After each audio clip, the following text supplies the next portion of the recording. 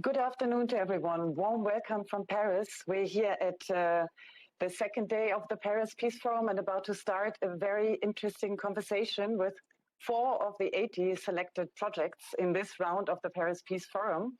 And our session will be on Prevent and Heal, addressing physical and digital violence against women in times of COVID. And I'm really happy to say that this session combines so many of the key issues discussed at this year's forum, where we look at action gap, at the ambition gap, the north-south gap, and the inclusion gap. And this session, of course, has a strong focus on the inclusion gap, in particular looking at the question of gender.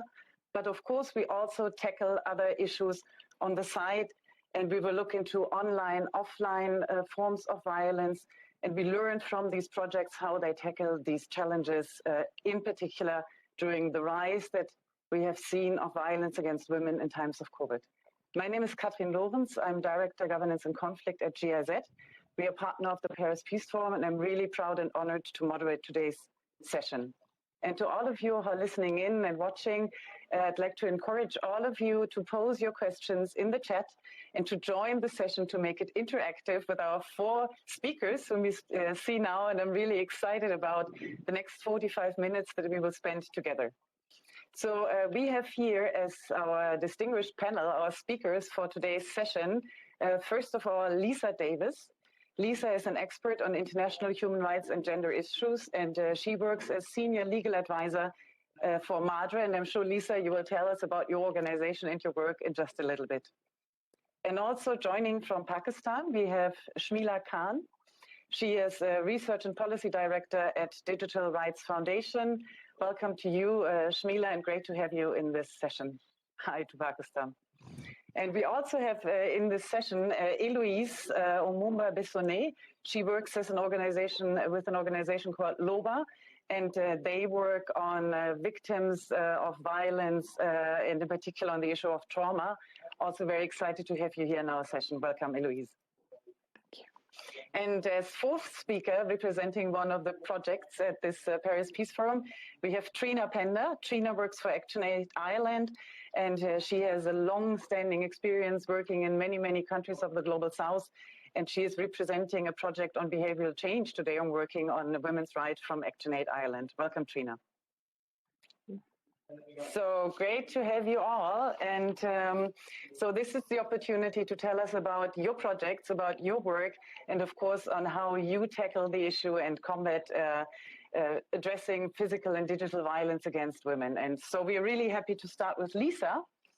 Maybe Lisa, you can tell us a little bit about your project, tell us what MADRE is doing, and tell us in particular also how COVID has affected women's safety and security from your experience, and what are the future trends and what can be done to overcome this rise in violence against women in times of COVID.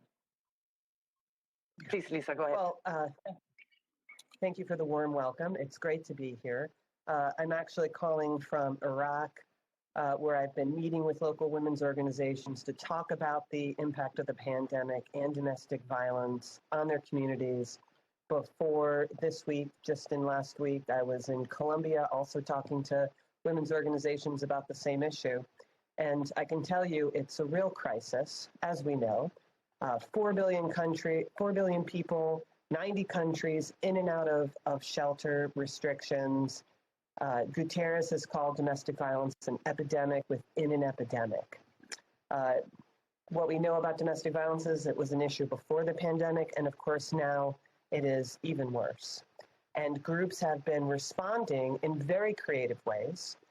They have been working around pandemic issues in order to start shelters, start online social forums where victims can meet with each other, doing psychosocial support through platforms such as WhatsApp groups, recording messages around where victims can access resources by using Bluetooth platforms and other kinds of platforms that are more locally accessible. And these kinds of prevention tools are lifesavers in local communities that don't have more resources that they can use and are cut off from most resources because of the conditions of the pandemic itself. And as we see a rise in right-wing and authoritarianism riding on the coattails of the pandemic, It's become even more important to work on messaging of women's rights and the normalization of equality. And so what a lot of women's groups have been doing is also including these messages within their messaging around domestic violence prevention and access to services for domestic violence victims. So this has created quite an interesting and holistic package of resources and that are good not only for short-term solutions, but also building a foundation towards normalization of equality in the long term as well. Now, what really makes a lot of these projects special is that these messages are couched within COVID prevention materials. So oftentimes we know it's difficult for a survivor to be able to access information about where she can find, a shelter or psychosocial support or law enforcement help. So what they've been doing is putting this information in brochures about COVID prevention, in posters, in other resource materials, and using that to be able to reach victims who otherwise wouldn't have a chance to be able to do so. And by doing this, they've been able to actually reach more survivors than they have ever before. And these types of materials are also being used in displacement camps, in refugee camps, in other places where we're also seeing a rise in domestic violence, so that victims have a way to be able to access this kind of information. So this is the kind of project that Madre has been supporting.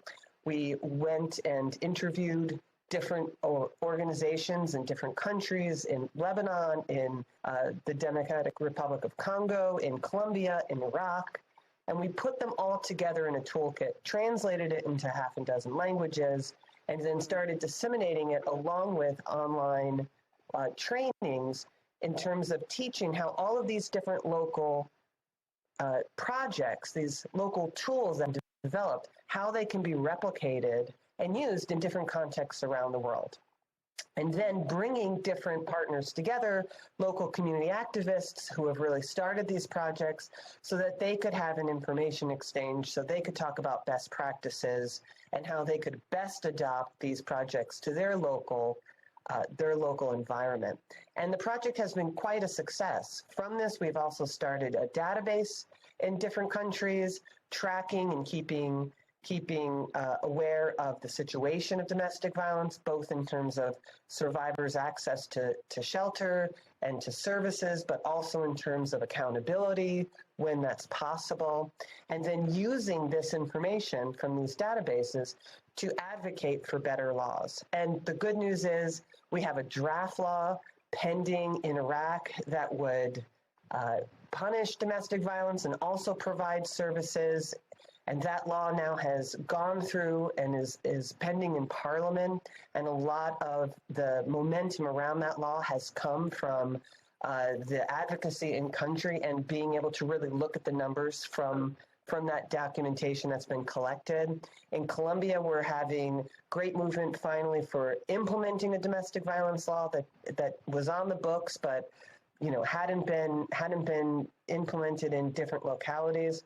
And now in the Democratic Republic of Congo, they're in the process of drafting a domestic violence law. And all of this is really based on this documentation that was collected, that was based on these local creative projects that were created in order to be able to reach victims under the pandemic. So it's been quite a success so far, and fingers crossed that these laws will be able to actually get passed and implemented, and we can see better redress in country. Wow, Lisa, that sounds really, really fascinating. And the part that struck me really also is how you use the online, of course, to actually to bring prevention forward and to do something that is really helpful for these women affected by violence. Now, we've also seen that the online, though, is not always helpful for actually dissemination and prevention, but also we've seen a rise of online violence against women. And this is what, Shmila, you are dealing with. So maybe I can turn to you and you can tell us about your experiences. How is the online and the offline violence connected? What are your mechanisms to combat this? And what are, of course, also specific needs and problems that arise for women that are targeted in the online? Shmila, over to you. Yeah, thank you. So the work that we've been doing around online violence has been it's been something that we've been doing since 2013. But eventually, because there haven't been a lot of resources for tackling and addressing online violence, because it is considered a somewhat new form of violence or an emerging a form of violence, especially in economies where accessibility to digital spaces is not as high as in sort of other economies. So in 2016, we launched the cyber harassment helpline, and it was partly in response to the fact that traditional forms of violence or offline forms of violence it's something that had redressal mechanisms, that had somewhat of a system or laws to address that. But there was a huge gap in terms of online violence. And what we started to look at online violence and the needs of survivors of this violence, we felt that holistic solutions need to be provided to survivors in the same way you would provide services to victims and survivors of offline gender-based violence. And this really comes from the fact, as you mentioned, that both of these forms of violence are deeply interconnected. So the same sort of patriarchal systems, the same sort of institutions that perpetuate this violence and the kind of attitudes that perpetuate this violence find themselves translated into online spaces. So in a way, it's not a very new form of violence. It's just a different manifestation of those same structures and attitudes. But while at the same time, we felt that it is something that requires sort of concentrated and specific services. So we initially started out with sort of providing legal aid, but we soon realized that other forms of services, for example, referral mechanisms, immediate takedown of content that was harmful for survivors of violence and it needed to be addressed. Then the mental health aspect was something that was really important as well. So trying to integrate the mechanisms that are available for addressing online violence within the larger ecosystem of addressing offline violence was also something that we eventually started to do. And actually building off of what sort of what was just mentioned, one of the most important tools that unexpectedly emerged from our intervention was that we found ourselves sitting on a lot of experiences and data regarding online violence. So we actually started to systematically collect that data as well to make the case for the fact that online violence is actually an emerging form of violence and requires more resources from the state, from civil society to be addressed to it.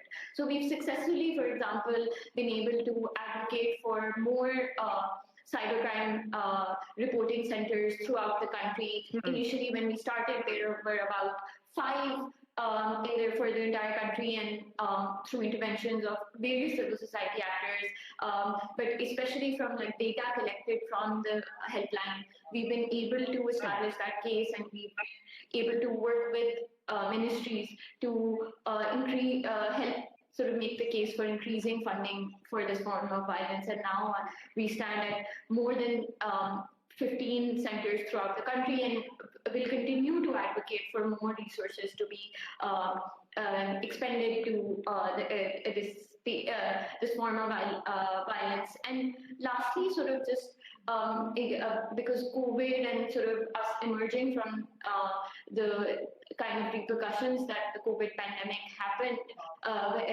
when it happened, our sort of helpline also had a very similar experience of an exponential rise in the number of cases that we got.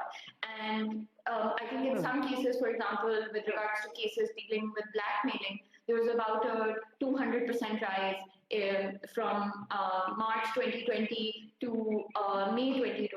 So we saw the form, just like any other form of violence, like domestic violence, online violence, really increasing because more and more people were spending time online. It was much more difficult to escape online spaces. A lot of people were actually coming online for the first time. So I think in Pakistan, before the pandemic, internet connectivity stood at 35% of the population, and at this point, it's almost sort of touching 50%. So there's been a huge rise in just usage of the internet. And while it was a space where people could come together, it also was a site of violence. And we saw that during the pandemic, actually, that the resources available to women and mobility that allowed women to, for example, report crime, ranging from like cyber crime or other forms of violence, actually became even more difficult. So reliance on technology to also report the violence, while at the same time technology being the site of violence, was a very interesting contradiction that we saw.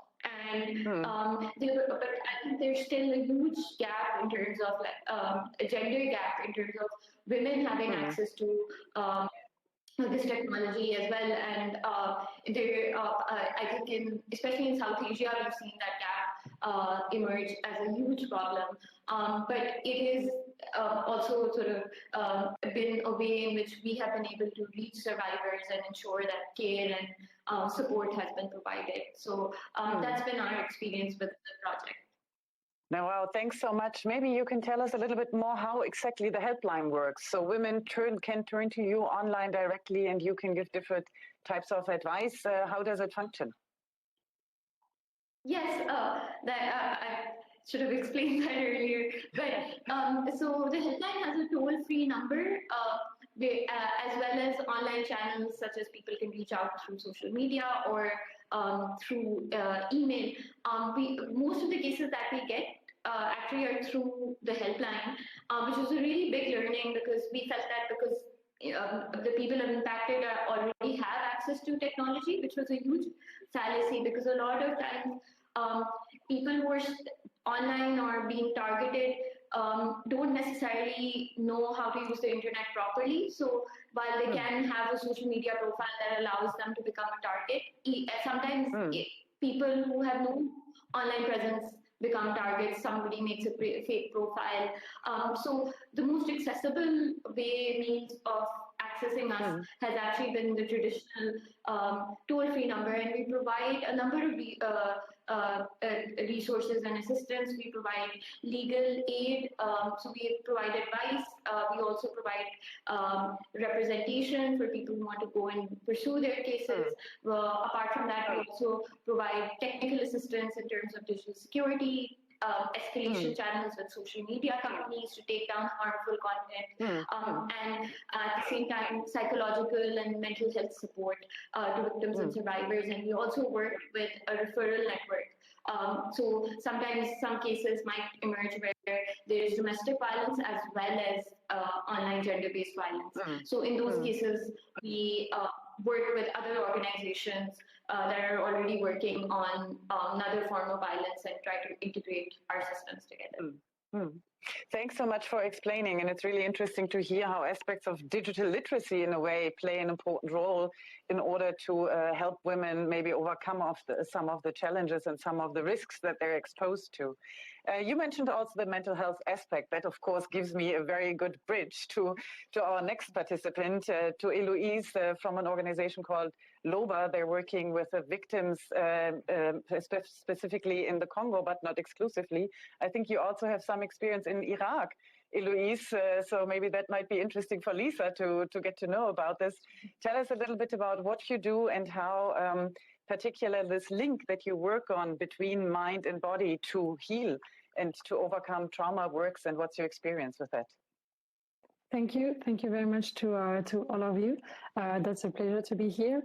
Our recreation therapy was created after we meet Dr. Mukwege in his hospital in Panzi, so in Democratic Republic of the Congo. So Dr. Mukwege is the Nobel Peace Prize in 2018 and is renowned as a physician therapist, a knowledge for his work with traumatized women. So after we spent a time at the hospital, we understood that we need like a special treatment for women victims of sexual abuse in the conflict area. That's why we created our therapy, who combines dance and therapy. So the COVID-19 pandemic was brought into the light the importance of connecting body and mind, and I think you told us a little bit about it, of deconstructing our bodies and our minds. And during the first lockdown, our workshop was definitely stopped with a woman. And during the second one, our field partners decided to ask us to come back to like this. We can give 2 hours for the women. Like this, they can express their fears, their suffering, and they can also dance and express with their body. So it was very, very interesting and important for them during this pandemic. The regularity of our workshop and the creation of a link of trust with the woman is also very, very important for us because it allows us to see the woman evolve, and we also evolve with them with a reconstruction. Sexual violence is violence of intimacy of the woman. It affects the intimacy of also the bodies. So which is why it's very important to have like a special treatment. So our therapy is very specific with body, with connecting body and mind. Like this, definitely they can be like in global treatment during our therapy. So I mentioned before, you told me you work both in Iraq and the Democratic Republic of the Congo. So what's, let's say, your experience from working in these very different contexts with women who have experienced this type of violence? That's very specific because like the woman in Republic Democratic of Congo, so the how we can say that the trauma is very special. So and that's because we go there, like we understood it's very necessary to understand like the territory and the traumatism to have an adapted response. So that's why we create that therapy. And that therapy also is adapted to other contexts. So also in France or in Iraq. And there is the idea is for the women to connect the body by dancing. So like we spend like 2 hours, like there is no like workshop as the same. So it's every time different, but it's like they dance a little bit and after they speak. So like this putting together, that's very interesting because in a lot of culture, like dancing is very important, even in France and in the world. So that's very interesting to have this. And it's very important in Democratic Republic of Congo because like music and dance, and that's the explanation Dr. Mukwege said to us. That's sometimes important, you know, to take some other therapy and some other media like music, like dance, like karate, to give a door to the woman victim of violence. Like this, they can express themselves differently just in talk. Thanks so much. Thanks for sharing this experience. And I'd like to remind everyone who's listening and following this, please put your questions also to these fascinating projects and experiences into the chat. So I'm super happy to take up your questions. Otherwise, of course, first I'll continue with Trina, and then I could make another round of questions to our guests, but it would be nice also to receive your questions to these 4 women project leaders. So Trina, you are heading the Women's Rights Program of ActionAid Ireland, and you have extensive experience also in working different contexts. You are now responsible for a program that focuses on behavioral change in order to achieve more equality. So can you tell us a little bit about that and what has you motivated to create this approach and what's special about this approach? Trina, please. Thank you. Yeah, I work with ActionAid Ireland, and ActionAid is an NGO that strives to promote women being able to achieve justice and equality. So we're part of a global federation that's operational in 40 countries, and we really take a localized approach. You know, we work with local women's community-based organizations. All of our staff are local staff. And we do that because we believe women have the power to lead change, and women should be decision makers in all interventions around development and humanitarian work. So the program I'm going to speak about today is our women's rights program, and that's operational in Ethiopia, Kenya and Nepal.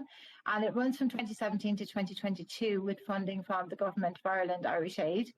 And we had received some learning from a previous iteration of that women's rights program, where we discovered that we had built an awful lot of capacity among women to be able to claim their rights, and we built a huge amount of awareness with women.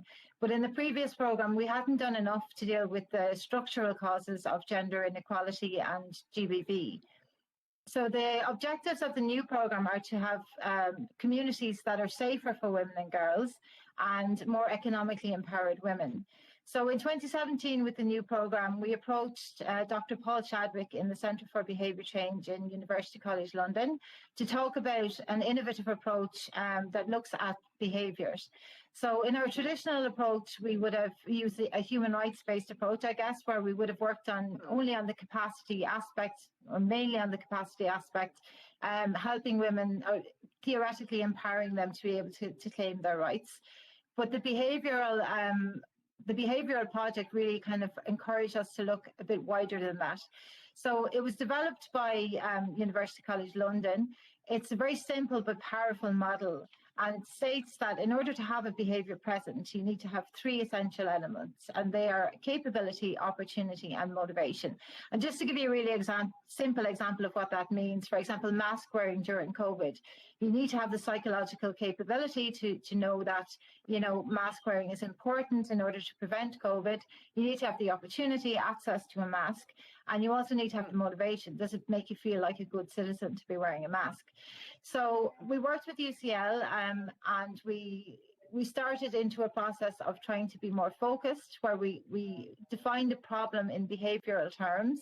And then we did an analysis of capability, opportunity and motivation to figure out which of those needed to increase or decrease to bring about the behaviour that we wanted to see. So when the COVID pandemic struck, we felt like we were in a really strong position to use this model to respond to COVID. And we did our behavioural analysis, and we figured out from that analysis that the external impact of the lockdowns and the restrictions on movement brought about by the pandemic really increased the opportunity for men to perpetrate violence. And also it increased their motivation. So the reason for that was that, you know, in the communities where we work, obviously, as you will know, they're marginalised community. There's a very high level of poverty. People go out to work, you know, physical work. So it was 24-hour kind of lockdown in the home. Men were feeling that they had lost control, you know, over their lives. They manifested that frustration, I guess, in terms of physical violence, but also coercive violence, you know, taking control of their wives' mobile phones, for example.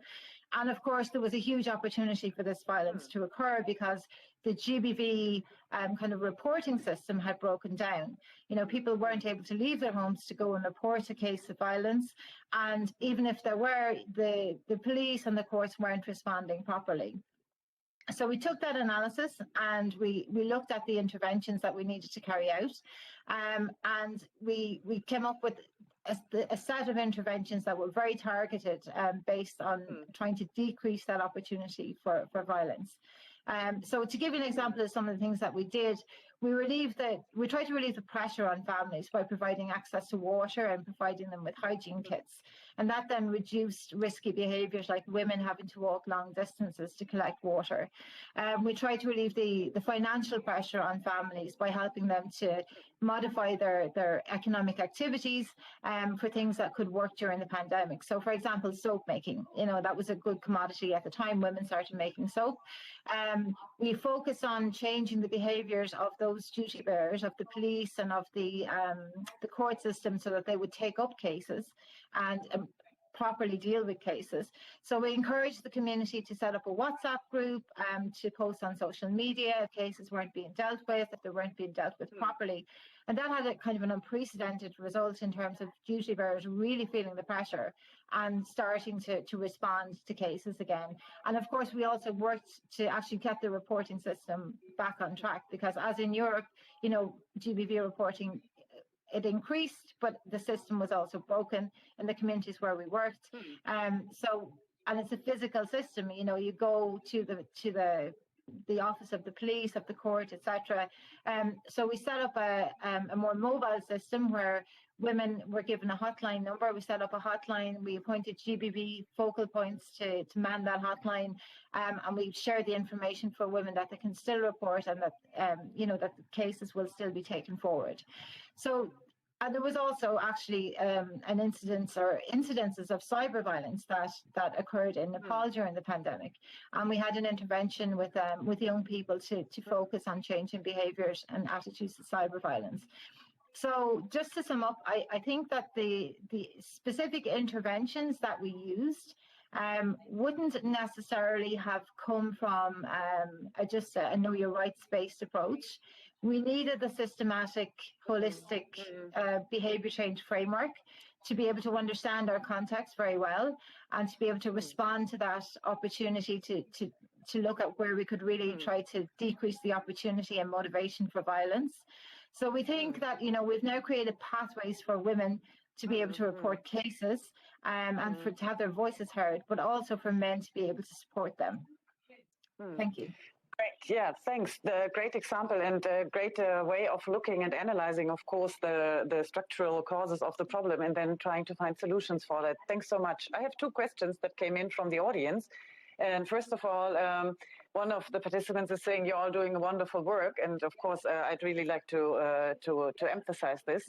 And the question is, what role do you see social media companies playing in preventing online violence? So actually, can they be a partner in preventing online violence? Do you have experience with that?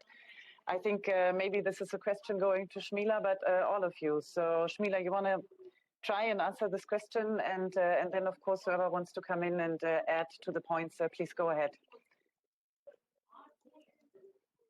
Yes, and that this is my favorite topic to talk about, because social media companies, unlike other forms of violence, in prevention of online gender-based violence or hate speech or other forms of harmful violence, are very important stakeholders, and they hold a lot of power in terms of content moderation, which is a very key element of what kind of speech is allowed on these platforms, what kind of redressal mechanisms do survivors and victims have when they are faced with any form of violence, be it online trolling, blackmailing, be it a non-consensual use of their videos or images. So, and a lot of times companies have more power than even states or law enforcement, because it's important to remember that in order to remove something from a social media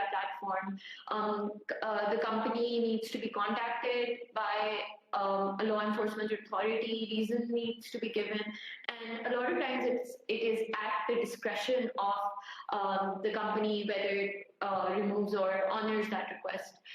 Furthermore, in order to investigate something, the data regarding who is perpetuating the violence comes from the company and is provided to law enforcement. And then there are other ways of reporting that users can directly report to the platform if it violates their community guidelines. So that's a lot of concentration of power in a few companies. So the most popular platforms are names that you can sort of just count off on your fingers. So there are very few platforms that have monopolized the space. So we have been working with social media companies through their escalation channels, trust and safety partnerships that they have with civil society actors. And a lot of the work that we do is trying to make the case for content to be removed when it is not removed through normal channels. And there is a huge failure, I would say, of social media companies to remove gender-based violence content, because there is a lot of discourse and there is a lot of pressure to remove, for example, content that misinformation or disinformation content, because of the direct implications that it has on democracy. And even there are a lot of failures on part of these companies. But when it comes to gender-based violence, there is a certain level of permissibility and certain level of acceptance of this form of violence as sort of, I heard someone, a colleague of mine, describe it as like sort of a gender tax. In order to be use these spaces, you have to be okay with a certain level of abuse or violence to be directed your way because of your gender and sexuality. So that becomes a huge issue when the resources that are given to content moderation around gender-based violence are not enough to deal with the scale of the problem.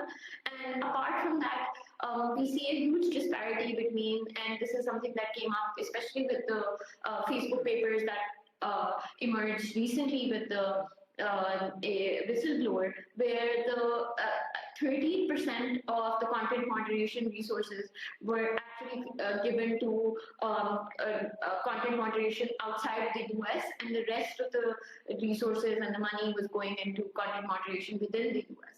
So the rest of the world is, to a certain extent, sort of fending for itself. And there is a lot of issues with sort of cultural context. For example, they're not, the automated systems for content moderation don't really pick up on nuances. So something could be a gendered abuse, but it doesn't really, if the algorithm doesn't pick it up, then other interventions are needed. So there's all of these sort of now you can say sort of implementation problems that social media companies have, and you can see to a certain extent that they seem to be overwhelmed with the scale of the problem. And in terms of just sort of advocacy efforts that civil society has been doing is to sort of to make the case, and we've been part of like coalitions or sort of part of speaking directly to these companies to make the case for more resources to be expended to tackling with the problem, but apart from that, more transparency on part of these companies, because a lot of times a decision is taken by a company that, for example, we or the user feels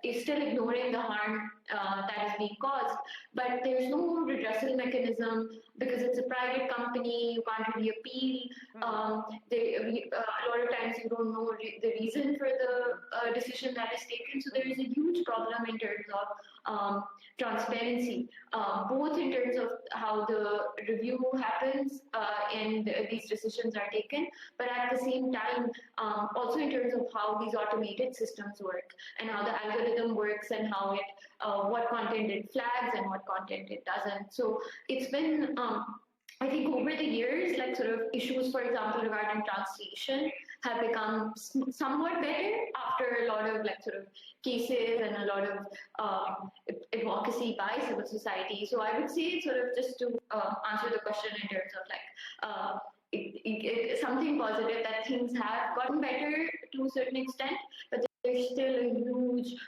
way to go. And as more and more people are coming online because of the pandemic, we'll see the problem grow. And I don't think social media companies are catching up with the problem at the same pace of sort of the growth of the problem. Thanks so much, Mila, for giving these examples and really also showing how important it is to do this kind of advocacy work towards the social media players, of course. And I hope that maybe some of the heads of state and the high representatives that are joining the Paris Peace Forum are listening to this plea that there's really still so much to do. I have another question. It goes into the direction how much previous progress in reducing violent behaviors was actually set back through COVID. I think it has a lot to do with a discussion that, of course, we're also having when it comes to poverty rates, that, of course, we're looking now at numbers that are much higher than ever before, or compared to 20, 30 years ago in terms of poverty rates all over the world. Do you feel actually that this same type of progress that has been made in terms of gender equality has had this setback during the pandemic, and we have a new starting point actually, and we need so much more effort. Maybe I'll start doing the round again and give the first word to Lisa. You're working in so many different environments and countries. Maybe you have a perspective on this question. Do you want to give it a try? What's your impression? Sure. I do think that the pandemic has not only created a rise in right-wing authoritarianism and a rollback of gender rights, but it's also created an opportunity to start working to address some of these, conservative, growing viewpoints and opposition to equality that we see, riding on the coattails of the pandemic. So, for example, what we can do with COVID is that it really gives us a socially acceptable entry point in order to start talking about long-standing issues of gender violence, especially with domestic violence. And it does so in a way that doesn't draw attention or feel threatening to right-wing authoritarianism.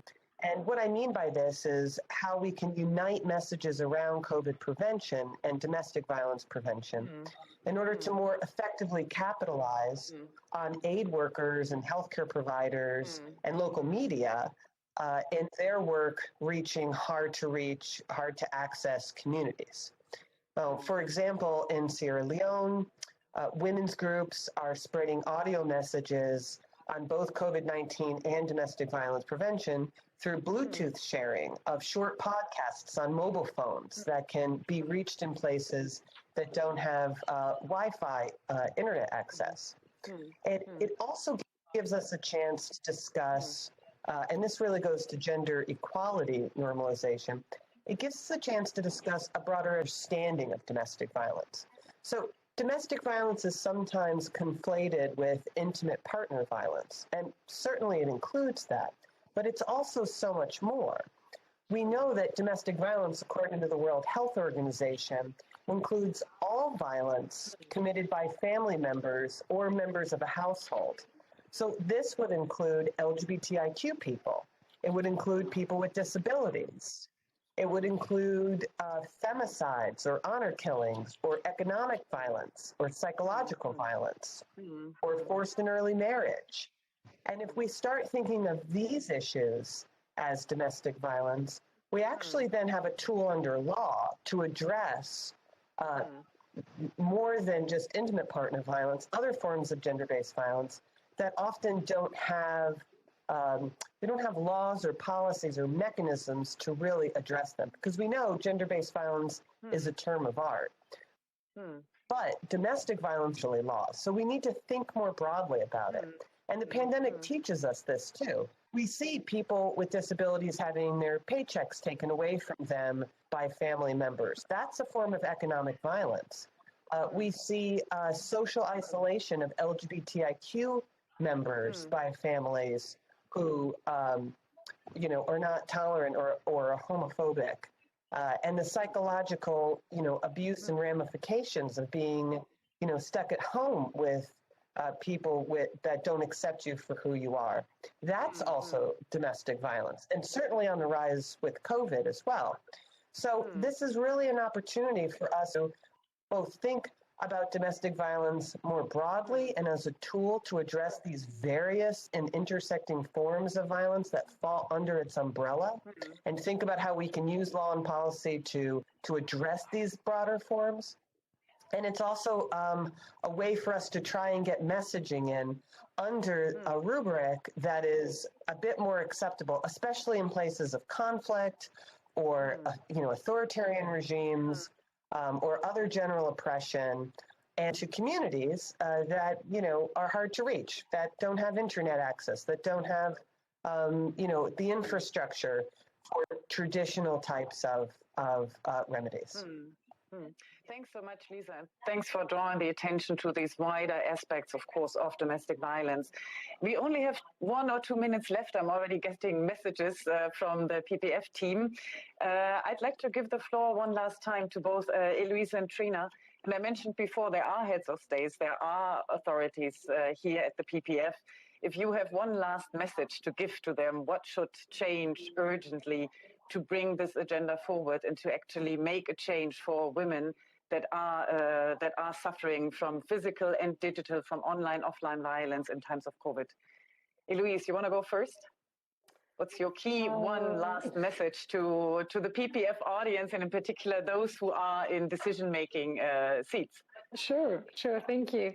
Okay, I think the more important is it's like to consider like violence against women like really like a problem, and I think to give them like the money to the association and to all the people who are working very, very hard every day to help those women all over the world. So it will be my only advice or whatever. It will be like just like I know it's a hard time, but just try to listen to us, and also especially to listen to the women, because I think they are suffering, and that's very important to listen to them. Thanks so much. Trina, last wish. Thank you. Okay. I agree with Eloise. I think we definitely need to be listening to the women. We also need to be able to scale up these innovative projects. You know, we need investment. We're very lucky that Irish Aid is supportive of gender equality and innovative projects. We need more of these type of donors. We need people to start looking at, you know, how we can actually address this pandemic of gender-based violence as well. And we need to really start addressing that by putting women also in the decision-making spaces. And I don't mean, you know, women from the global north, I mean women from the global south, for them to have like a real space for participation, as in not a symbolic space, but a real space for participation. And obviously the investment and the change is not easy to change your way of working. But I think we need to see innovation and change. And some of the projects that, you know, we've seen at the forum have been really great. So I'd encourage people to go and check out the project pages and to try and support. Thanks, Trina. Those would have been my last words. Thanks for your wonderful work. And please, everyone who's listening, check out the project pages, check out the further sessions that actually deal with the inequality gap, that deal with the gender gap coming ahead today, tomorrow, during the forum and beyond. And thanks so much. I wish you all the best for your wonderful work, and thanks for sharing your experiences. Bye. Thank you. Thank you. Bye.